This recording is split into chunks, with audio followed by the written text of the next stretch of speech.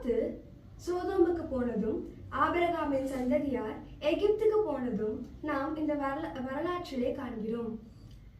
ஆனால் அவர்கள் வாக்குத்தத்தம் பண்ணப்பட்ட தேசத்தை அல்லவோ அடைந்திருக்க வேண்டும். அவர்களால் ஏன் இதை அடைந்து கொள்ள முடியவில்லை? தேவன் அதற்களவோ அவர்களை அழைத்தார். லோத்தும் ஆபிரகாமும் சேர்ந்துதான் பயணிக்கிறார்கள்.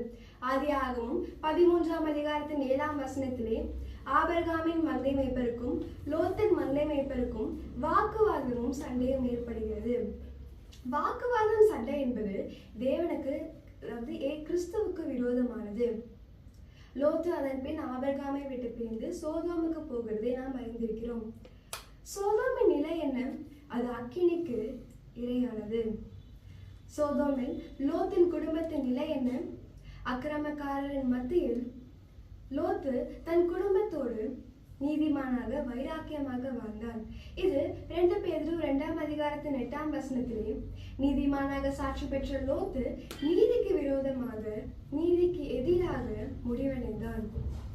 ஆபிரகாமுடைய நிலை என்ன? அவர்களால் ஏன் வாக்குத்தத்தம் பண்ணப்பட்டதை அடைந்து கொள்ள முடியவில்லை? ஆபிரகாம் இஸ்மவேலின் பக்கம், ஈசாக்கு ஏசாவின் பக்கம், யாக்கோபு ராகேல் யோசேப்பு பென்யமீனின் பக்கம்.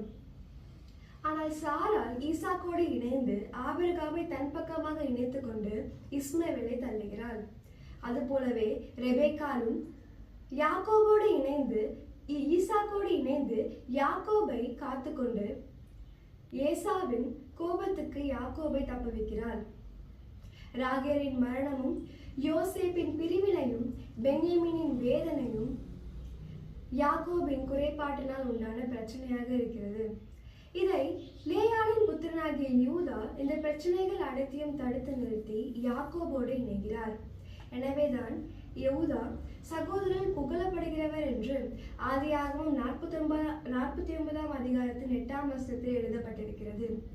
குறைபாடுகள் நிவர்த்தியாக்கப்பட்டாலும் ஆபிரகாம், ஈசாக்கு, யாக்கோபு என்ற முற்பிதாக்களால் வாக்குத்தத்தங்களை அடைந்து கொள்ள முடியவில்லை.